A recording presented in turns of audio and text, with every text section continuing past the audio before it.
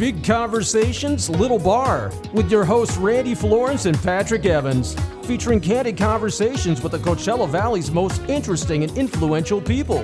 Pull up a bar stool and enjoy Big Conversations, Little Bar. Welcome to another edition of Big Conversations, Little Bar. I'm Patrick Evans, and our podcast is taped live at Little Bar in Palm Desert, California. Our host, Paige, at the center of the Coachella Valley Universe, or at least he likes us to say that. I'm seriously considering trademarking that.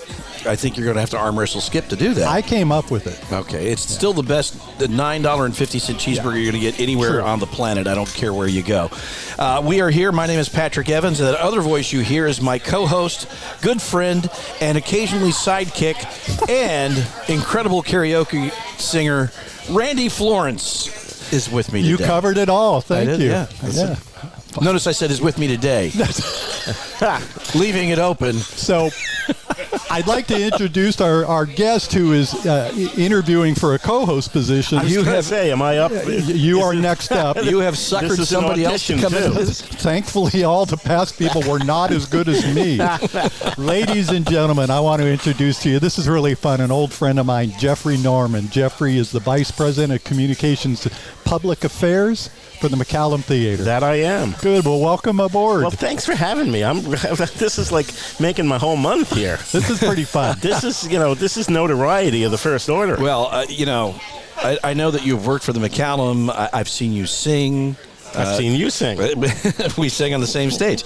But this is going to put you over the top. It's the pinnacle. You're going to be famous now. It is the pinnacle. I heard that once I leave, people are going to ask for my autograph, and that's exciting. Throngs are gathering now. If you're not canceled. I like a good throng. If you're not canceled within an hour of the show, then the jury's out. It can go either way. Thanks for being here, though. This has been an interesting few years for you over at the McCallum. It has indeed. But I want to step back a little bit and kind of start at how you got here. So, you're born and raised in Lisbon, Spain. No. But I will be. First of all, Lisbon's in Portugal. It's in Portugal. And I'm going to be there in a few weeks, but it's not a homecoming for me. I was born in Manhattan, but grew up in Teaneck, New Jersey, which I was telling Patrick was the first town in the United States to voluntarily desegregate their schools. Really? Which was a great way to grow up. It wasn't until we went away to college that we realized that not everybody else grew up that way. And that was, in the 70s with the rap sessions, and we were all kind of grappling with issues of identity, not unlike today. But for us, it was totally different because we went away to college and tried to retain those same relationships that we had growing up, and people kind of looked at us like, why are you doing that?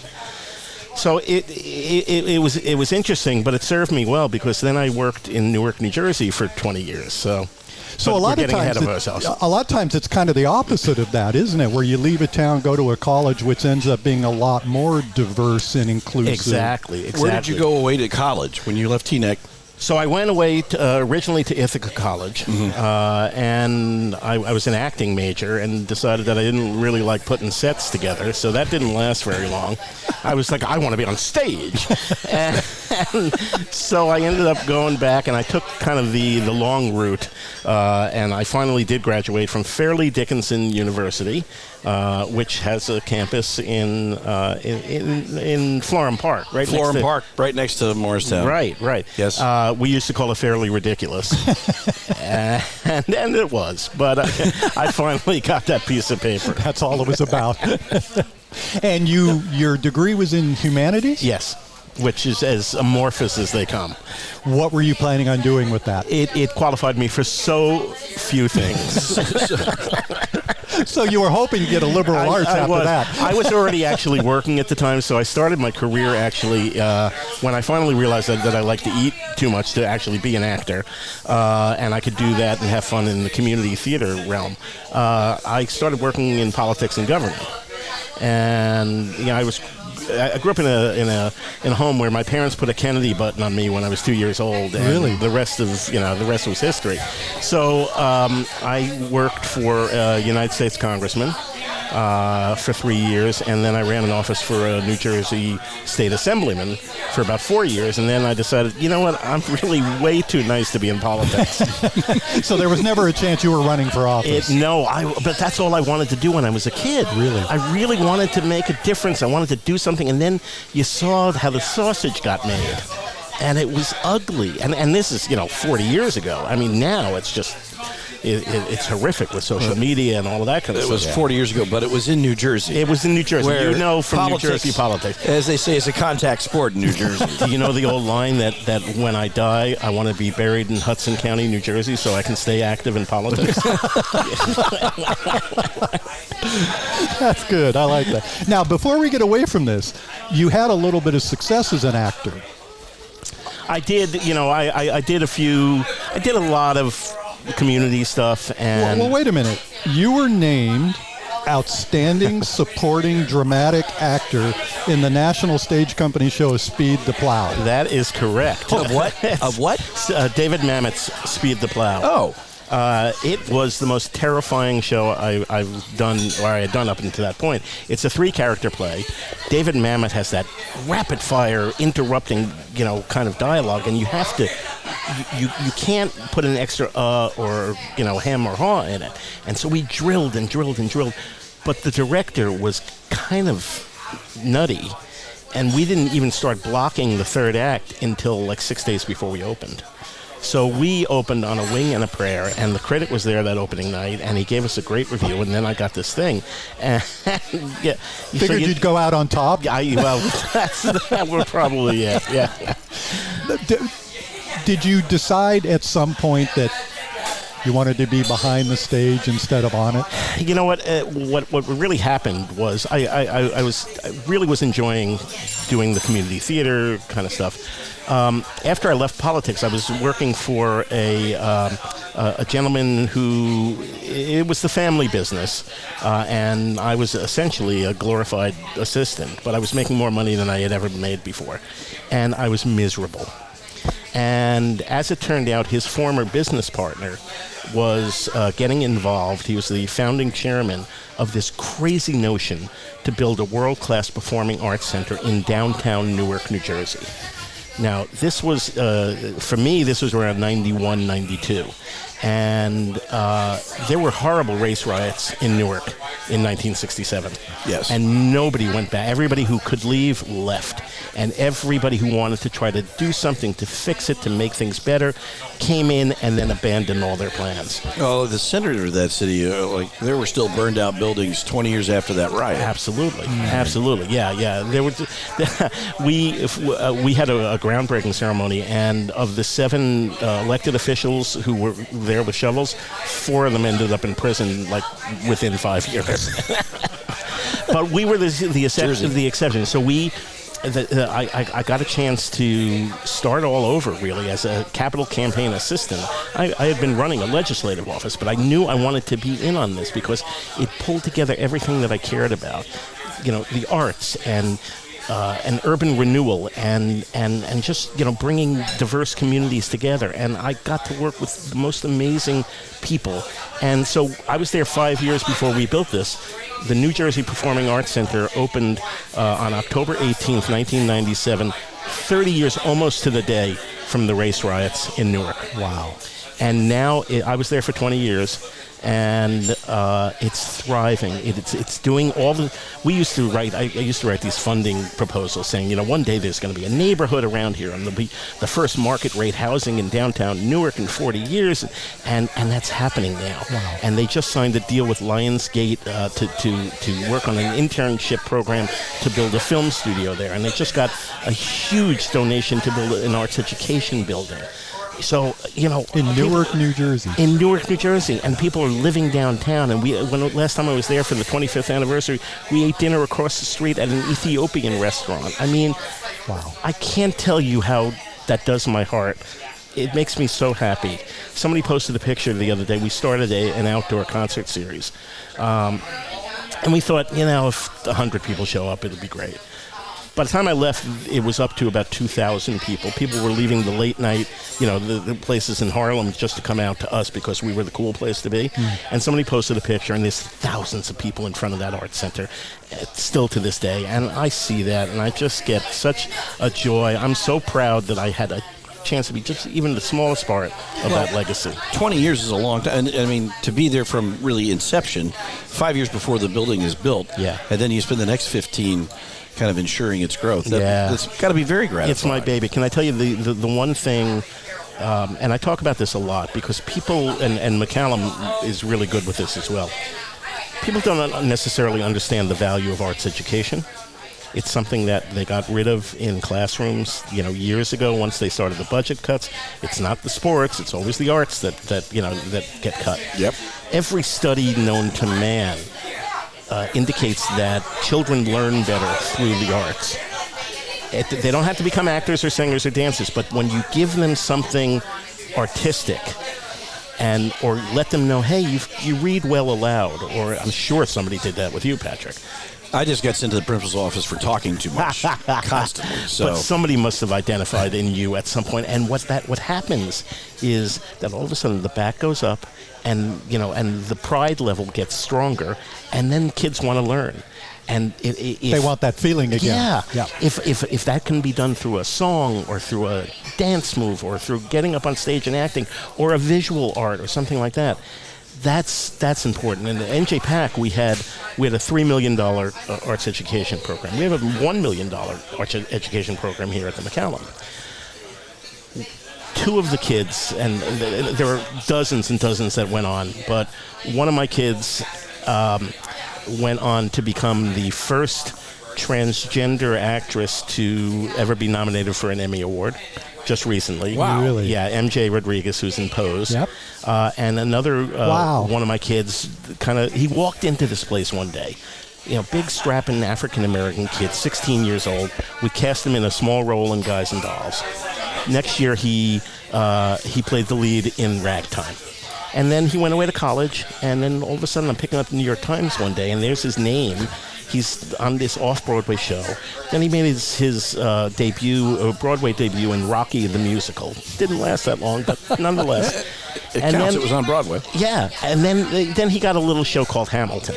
Oh, I've heard of it. Yeah, and he was in the original cast of Hamilton. Wow. And now he's on an ABC TV series. Wow. So that's... when you're... I tell... we have our muses. Patrick, the muses and patronists. Randy, you too. Yep. The Muses and Patroness Circle in the McCallum Theater has spent the last 35 years raising money for arts education. Well, Kaisa does such a great job. Kaisa Thurston Frary is our VP of Education. She's extraordinary. And so, but sometimes I tell the ladies who are there, for social reasons, I like to tell them about how lives change and are impacted through the arts. And when they write their check to be a member or come, and bid at the auction or something like that, they're having a tangible difference on children's lives. We talk frequently. Kaisa's been on Eye in the Desert before to talk about the arts education program, but you guys bring in kids from throughout the school districts. Oftentimes it's the first live theater they've ever seen. Do you remember the first theater you ever went to? Yes. Like the first kind of big was a performance of Peter and the Wolf. Okay. And where was it? It was on the campus of the University of Virginia because I grew up in Charlottesville, and it was the university's symphony orchestra putting it on, and they did a kids program. And so, how old were you? Do you remember? I was probably 7 years old. I was in second or third grade. Did you walk in and look up and oh my gosh, I've never seen anything like this? Oh yeah. And that's what we want to do for the kids when they walk into the McCallum. Do you have a memory, Randy? I'm not sure I saw my first. I was on stage before I ever went to stage. I want to hear more about that. It was my second grade at Abraham Lincoln School in San Antonio, Texas. Wow. What did you play? It was some sort of a play. I have no idea what it was. I you just don't remember the being part? On stage. I was like 5, 6, maybe. In second grade? You were an overachiever. I was a very young student, yes. They allowed him to skip kindergarten. I see. Got to pass on that. But I certainly have had those. I cried at my first musical concert. Neil Diamond. I was overwhelmed by the experience. Yeah. The first time I saw Phantom, I cried. Right. The experience just overwhelmed me. That seems to be a common theme when I see live shows. It's so true. And you know, my grandmother took me to Radio City Music Hall when I was 10 years old. And I just was hooked. Just hook, line, and sinker. But post-pandemic, virtually every time I walk into a theater now, I start to cry. It's just, you know, we are so fortunate. You can't to ever have that. take it for granted again. Never can you? again. So let's step back a little bit and let's bring you out to California. So you have all the success with New Jersey and the Performing Arts Center there. What happened next? We had a change in leadership. And I worked, I had worked with the founding president, who I would have walked over, hot coals for, and probably did at some point. The new guy was great, but was taking things in a different direction. I'd been coming out to Palm Springs since about 99. And all right, so I'm curious, just what brought you to, so many people in New York and New Jersey would go to Florida. Yeah. Not come out west. So what brought you to Palm Springs? I will tell you that I decided long ago that I was not going to be an old Jew in Florida because it's too much of a cliche. It's a cliche. Yeah. It happens to a lot of them. Yeah, and I hate the politics and all that. But that's, honestly, yeah, I came out late in life. And when I came out, my gay friend said, you have to come to Palm Springs. It was as simple as that. Okay. I got off the plane. I told this story the other day. I got off the plane. I looked up at the mountains, and I said, I'm going to live here one day. Yeah. Wow. And I started coming back. And then one day I heard that there was a new CEO at the McCallum. And I looked him up, and he, as it turned out, was a colleague of one of my most cherished colleagues at NJPAC. And I went to ask her about him, and she said, oh, no, he's great. I sent him an email, and 5 minutes later the phone rang. He said, come out and talk to me. And I did. Wow. And that was 10 years ago. And you got the job. I got the job. Immediately. I did. Yeah. That's fantastic.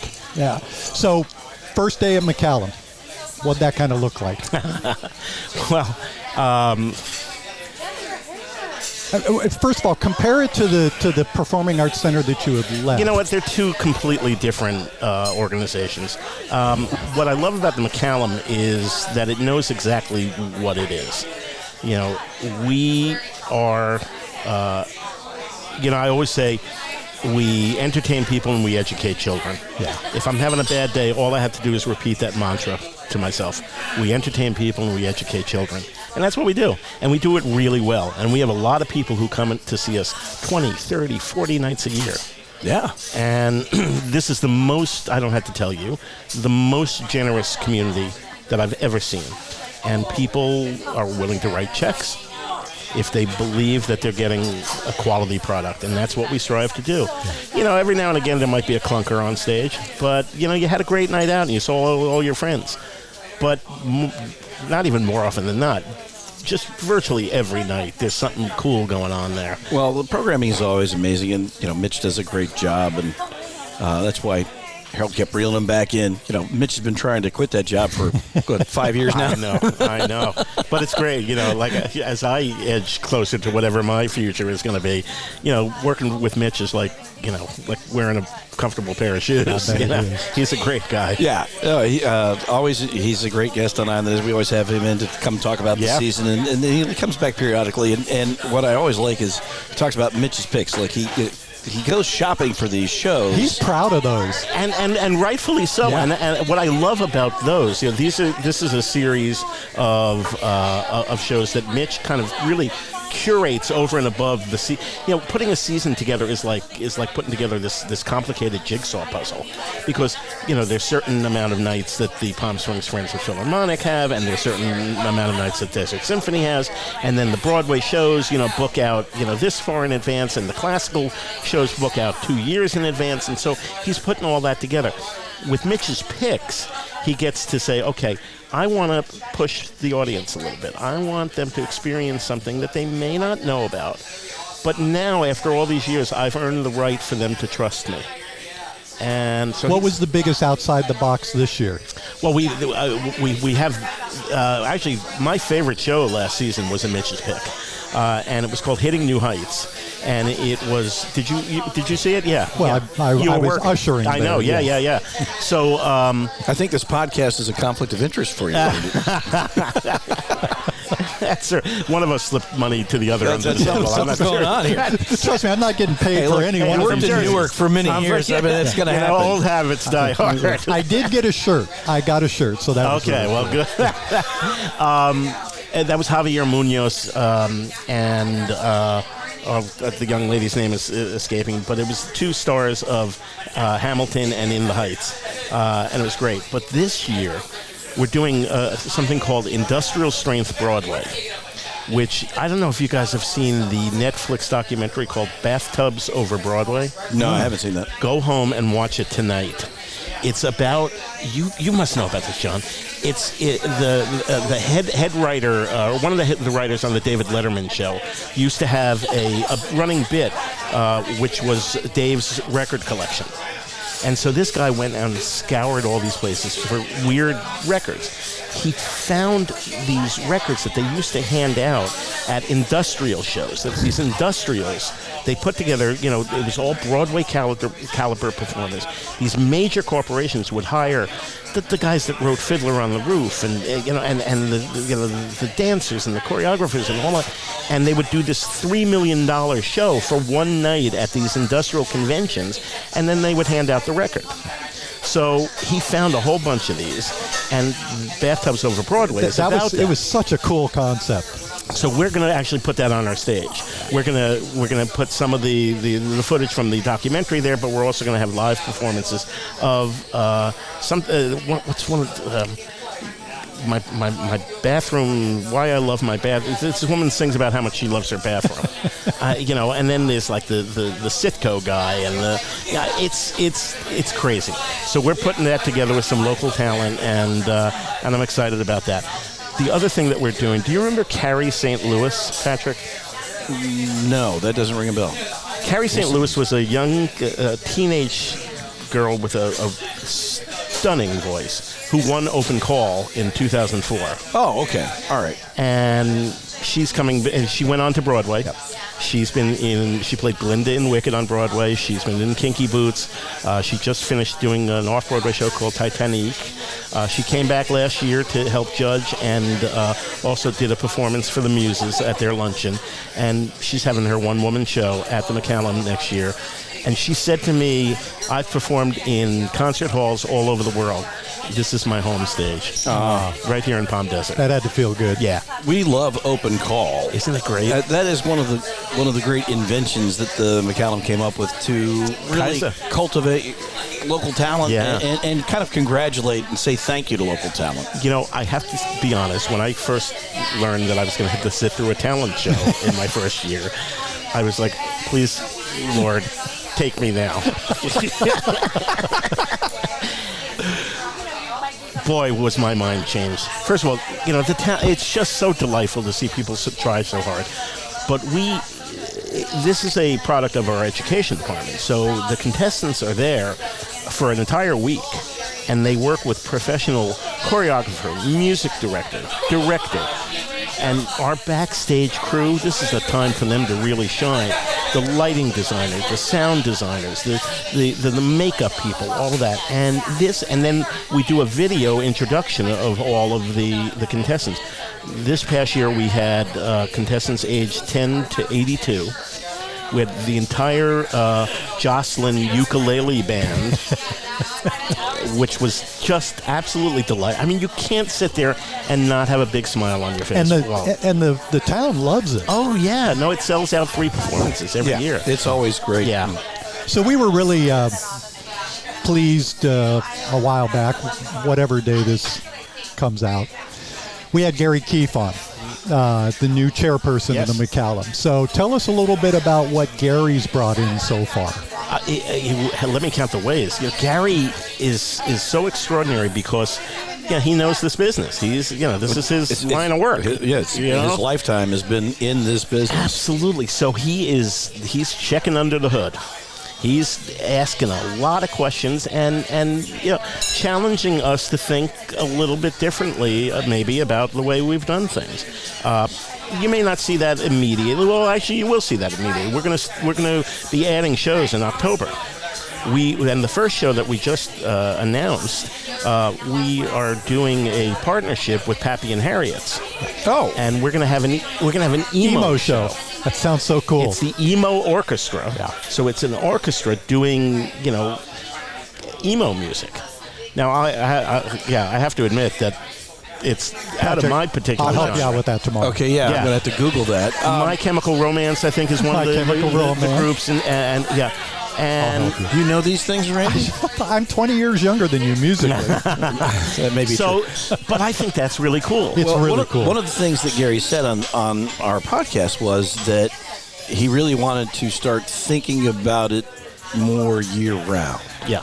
And it was obviously, that was one of kind of his big things, was we really had to program for the people who are here throughout the entire year, not just the season. I think it's a good idea. I mean, you've seen the growth in the Valley for as long as you've been here, even in the 10 years I've been here. And more full-time growth. Many more full-time people. Well, and post-pandemic, I think really the Valley changed pretty significantly during the pandemic when people realized there are certain jobs that I can do from anywhere. That's exactly right. Why do I want to live in this tiny apartment in the middle of L.A. when I can have a beautiful home in Palm Springs and sit in my air-conditioned home and be online and do my job? Where traffic is only maybe 20 minutes from Palm Springs to Palm. Do you ever people say to you, "Oh, it's too far, Palm Springs"? I say that to Randy. He invites me over to La Quinta all the time, and I live in Cathedral City. I'm like, it's like driving to San Diego. I can't make If it. you lived across the street, you'd probably say that. Somebody told me the longer you live here, your sphere of is like 8 blocks. When my wife and I first moved here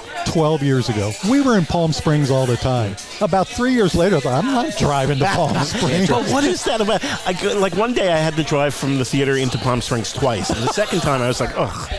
And then I said, you used to sit for an hour and a half every Monday night to go into Manhattan for rehearsals. You know what?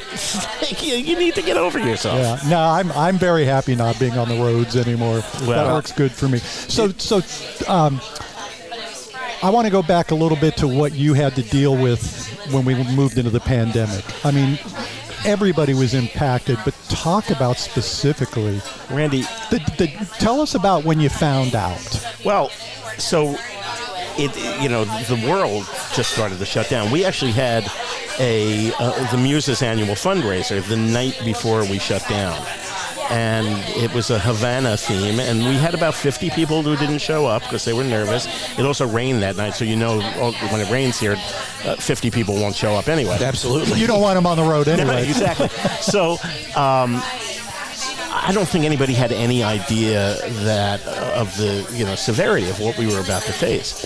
But the dictate came down from the state that all places of public gathering had to shut down, and we did it like that. We were dark for 620 nights.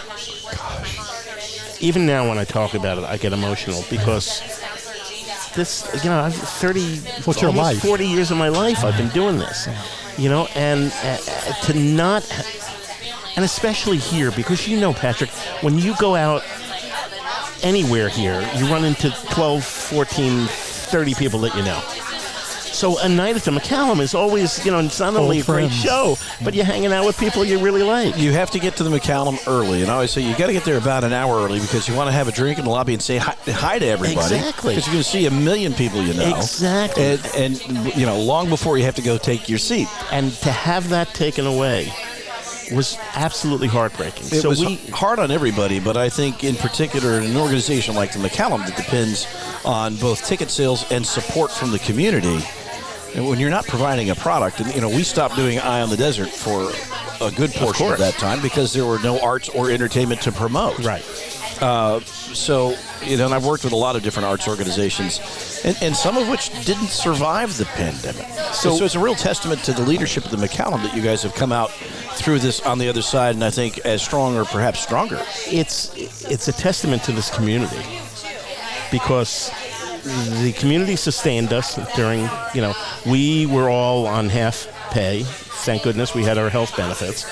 That's when I started walking a lot and realizing that I had this talent to take pictures of weird stuff on people's lawns, and only got threatened to be arrested 2 or 3 times. That's it. But so we, Kaisa, bless her heart, put everything, made all the education programs virtual. We didn't know that we had that skill. She didn't know that she had that skill, but we did. And then we did a series called the Ghost Light series. The Ghost Light being the only light on a stage when you leave the theater. And we had artists that were scheduled for the coming season give us some of their video and actually tape video introductions saying, when this is all over, come to the McCallum.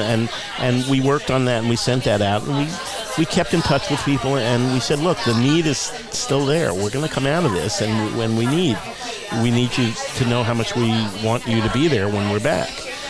And they were. The community was extraordinary. And now, you read every day. I mean, there's an article in the New York Times today about, how we really need to, if the federal government has bailed out the banks and all of these other failing, institutions, they need to think about a bailout for the arts and for theater, because so many, the Mark Taper Forum now, is taking a year off. The Public Theater in New York, I'm knocking wood here that we had the second best season in our history last year. And that's a testament to this community and what they want to see here. That's incredible. Yeah, it's really remarkable. So that first night, though, when we came back, that morning, I started sobbing in the morning. And just the rest of the day was like a blithering idiot, And to have people actually come back was wonderful. And as you reopened, there were challenges. You had some acts who decided, I'm not coming back. I had tickets to Lewis Black. Right. And I think he made the decision. Yeah. And then, there were people, we had a very strict vaccination and mask policy, which the vaccination policy only ended this past May. Yep. And there were people who did not agree with that and made their presence very known on social media. Or at the door. Yeah, I'm sure you heard a lot of it. And that's okay. That's America. Everybody is entitled. It was a small never minority. was about anything other than being overly concerned about people's health. And the fact that unfortunately it was weaponized is sad, but that's all it was really about. Well, let's talk about some better stuff. Yeah. One of the things, you three that are sitting here at the table all have jobs that I wish I had. You don't have a job. Well, I wish I had a job. And if I had a job, I wish it was one of your three. Does everybody hear that? Randy's looking for a job. Kay would like Randy to have a job. Kay would like me to do anything out of the house. Get out of the house. Yeah. I see the joy on your face when you're talking to somebody. Years ago, Carol Channing or whatever it is. Tell us a little bit about some of the personalities. Carol Channing is my all-time favorite story. I mean, I never in a million years thought she would be like rubbing my arm. So we went to see her, and we were doing her 95th birthday party, and we were bringing in all these wonderful artists to do it. And we had a program book, so I wanted to write an article about her for the program book, and they arranged for me to meet with her. And so we got there, and I'm sitting next to her, and I started to ask her a question, and then I realized, this is probably not going to go that well. What was the question? I don't know, but how old are you? But it's her 95th birthday. So then I said to her, what's a day in the life of Carol Channing like? And she said,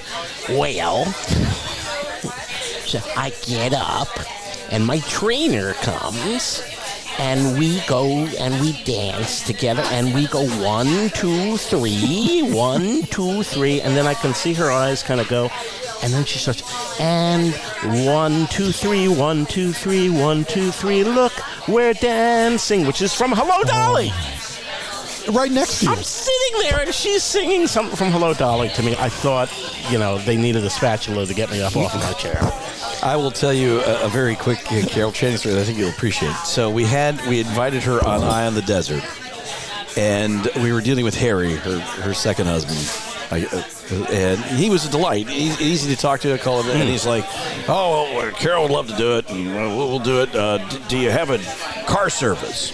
"No, we don't have a car service at Channel 3. I said, "We don't, but I'm happy to come and get you guys and bring you to the studio and take you back when we're done." He's like, "Okay, that's great. I'll send you the address." And so, of all of my jobs over the years, one of them was chauffeur to Carol Channing. Fabulous. And now I really want your job. I went over to their house, and Harry was great. Carol wasn't quite ready, but she was in the back bedroom, and they were hilarious because Harry's like, "Carol, Patrick's here to take us to the station." She says, "Just a minute, I'm almost ready." And I couldn't, like you, Right. You're just kind of pinching yourself. Like, is this really? Did you see the room with all the pictures of her with LBJ and Yeah, no, William I got the full Holden tour while she was getting, and then they she took out the dolly dress. I didn't see the dolly dress. They were getting ready to move, but when they got in the car, they had just gotten back from Europe.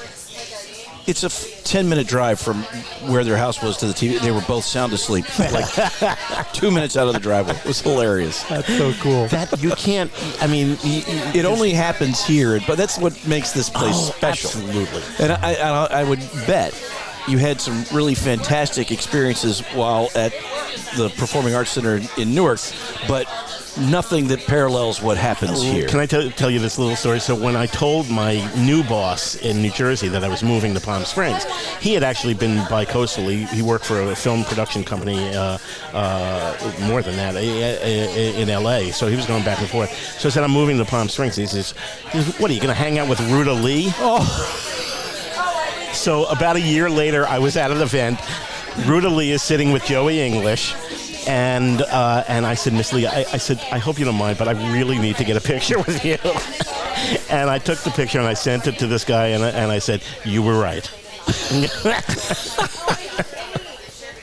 That would have been a compliment to me, hanging out with Ruta Lee. I'd be okay with that. She's fabulous. Yeah. She's terrific. She was at our wedding because my wife is Lithuanian. You have to invite Ruta Lee to those events. It's a requirement. I didn't know that. It is. Okay. That's good to know. If I ever go to a Lithuanian wedding, I'll You'll see bring a date. Ruta. Actually, I really recommend it. To this day, it's the best wedding gift I've ever received. It was a full case of Lithuanian gold vodka. Ooh, hey, now we're talking. I still have one bottle. Now we're talking. So who were some of your other favorite personalities at McCallum? Well, we've had wonderful people at our galas over the year, and we just announced our gala performer this year is going to be Audra McDonald, who is one of my... She's a 6-time Tony Award winner, exquisitely beautiful human being, and a voice of an angel. And I've met her a couple of times. We had her with Martin Short at a gala about 8 or 9 years ago here, and we had her at a gala in New York, in New Jersey as well. Oh my gosh, Cheetah Rivera. I got to meet. Jay Leno is the nicest guy on the planet. He walks in, he's got his clothes. So what do you want me to do? One of my favorite things, we had Don Rickles and Regis Philbin. This was in New Jersey.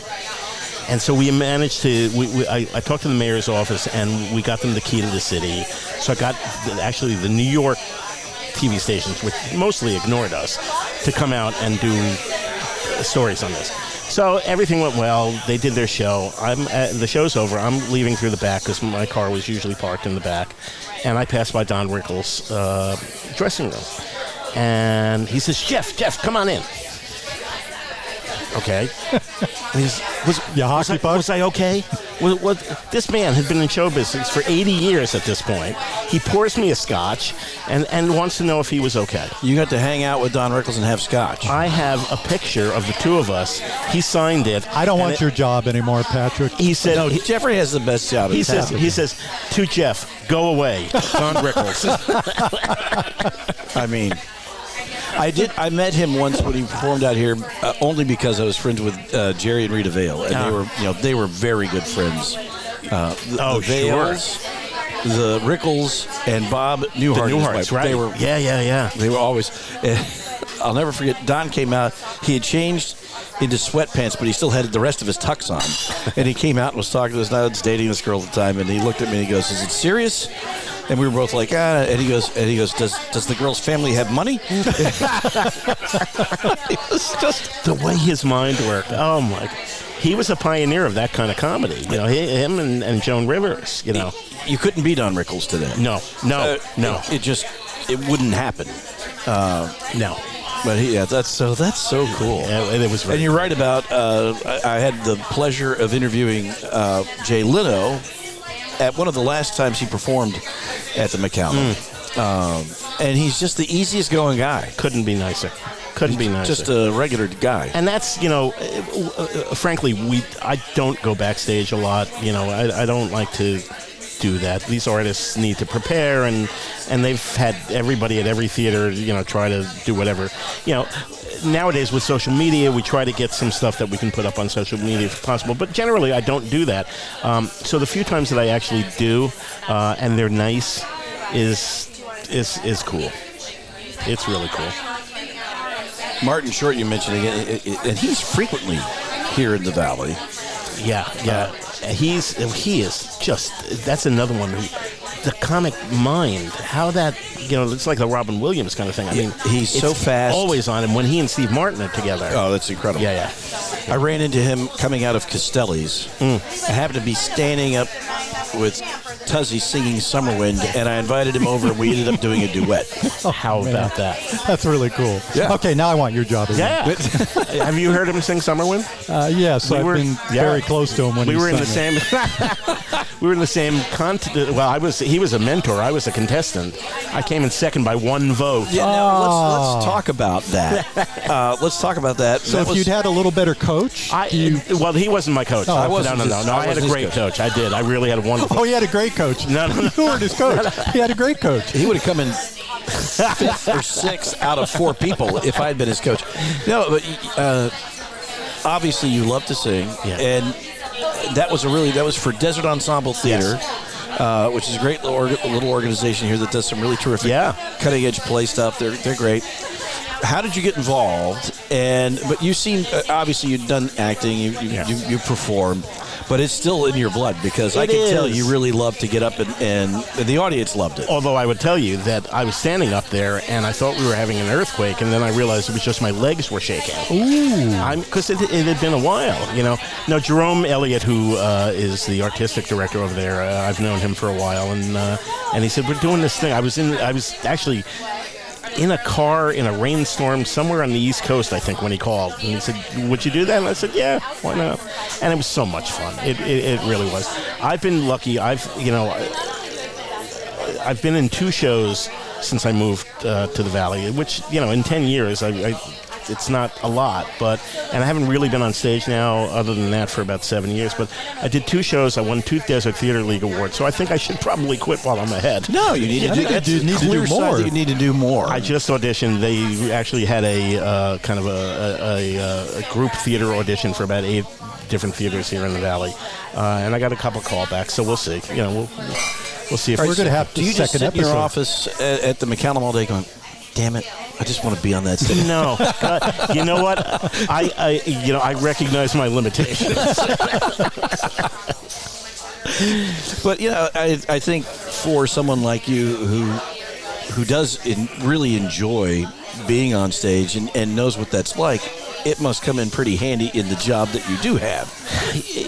Listen, I have had a very blessed life. You know, I got to work in a field that I care about. You know, I remember my high school drama teacher, you know, she was this amazing lady, and I saw the joy in her face, even though she wasn't performing anymore. She was teaching, and she was passing it on.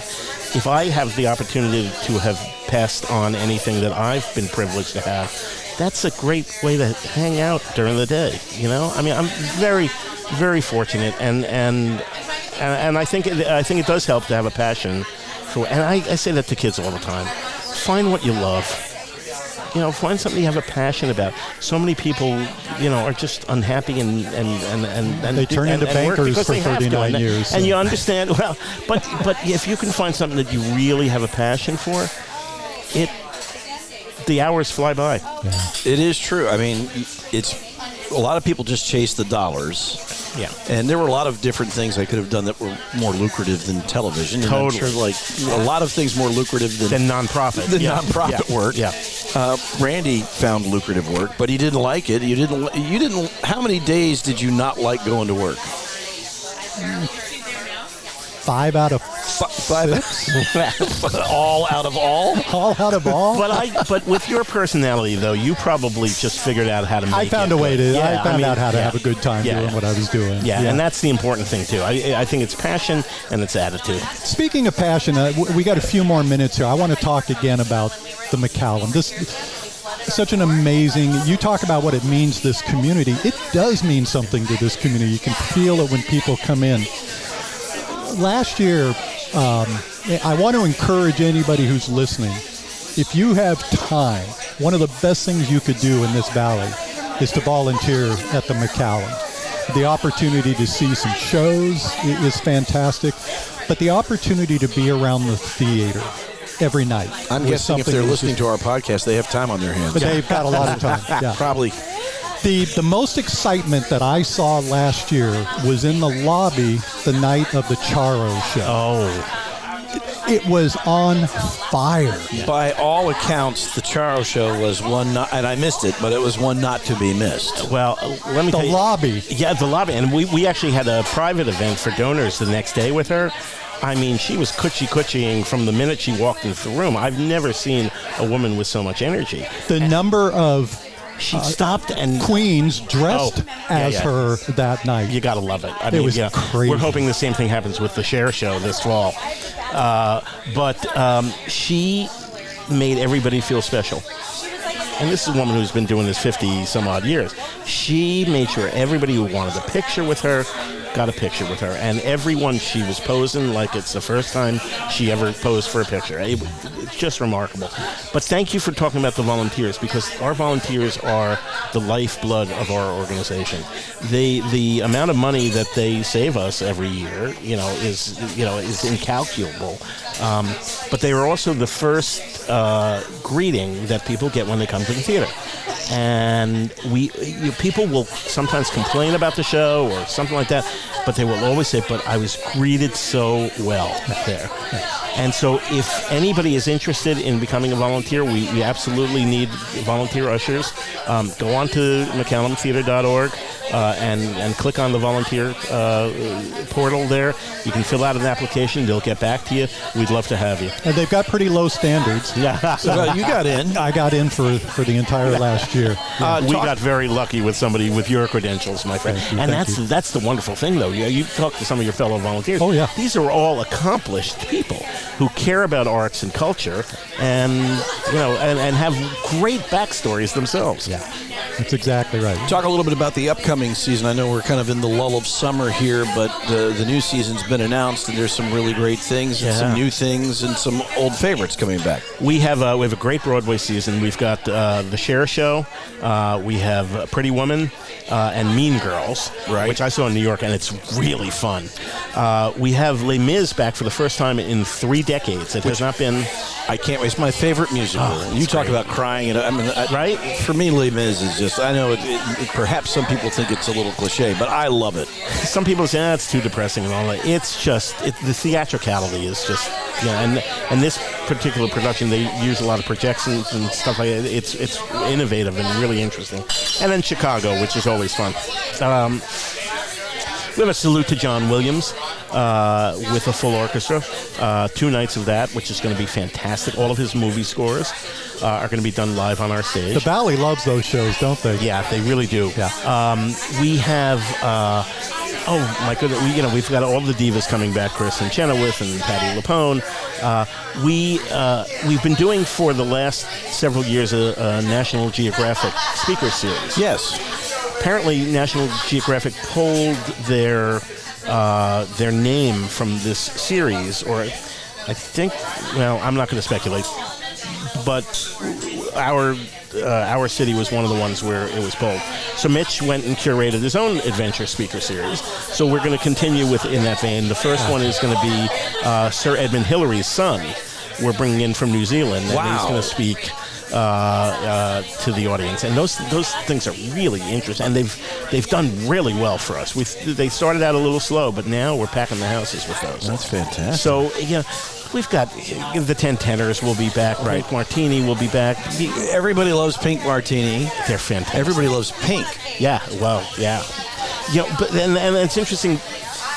Sometimes we hear people say, "Oh, McCallum does the same stuff a lot." And that's partially true because it's what our audience wants to see. But you're never going to see the same show twice. No. So if Pink Martini comes back, they're going to have a brand new show. If the 10 Tenors come back, they're going to have a brand new show.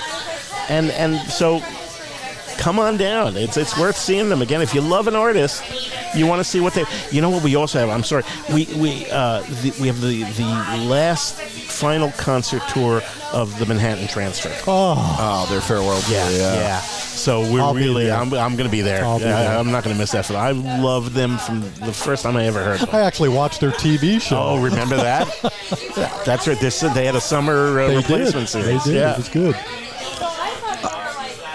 The McCallum is such a treasure, and I know it must be a privilege and a pleasure to work there. It's got to be I think I have one of the best jobs in this valley, but one day you and I can swap for maybe a day or two. That would be fun too. Absolutely. Listen, I have great colleagues. We have an incredibly supportive board of trustees. We have our muses and patroness circle who are, have my heart. These women work so hard and they care so much about the theater. And we have our wonderful volunteers and we have our wonderful audience.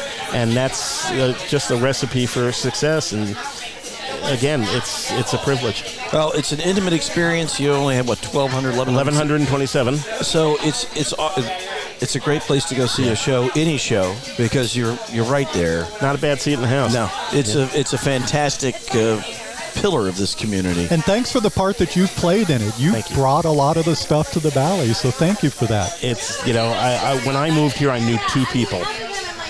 And now I know more. A lot more. 3 of us sitting right here. Exactly. That's right. I already exponentially. That's right. Jeffrey, thank you for joining us. We so appreciate you taking time. What a pleasure. To come on our little podcast, Big Conversations Little Bar. You can find that at bigconversationslittlebar.com and all of your favorite podcast platforms. Thanks to John McMullen, our producer and engineer, and thank you, Randy. It's always a pleasure. I love sitting here with you, Patrick. We get the best guest in the valley. We do, and it makes up for a lot. Makes up for the rest of the company, doesn't it? Hey, thanks for joining us for Big Conversations Little Bar, and please join us again soon. Thanks for listening to Big Conversations Little Bar.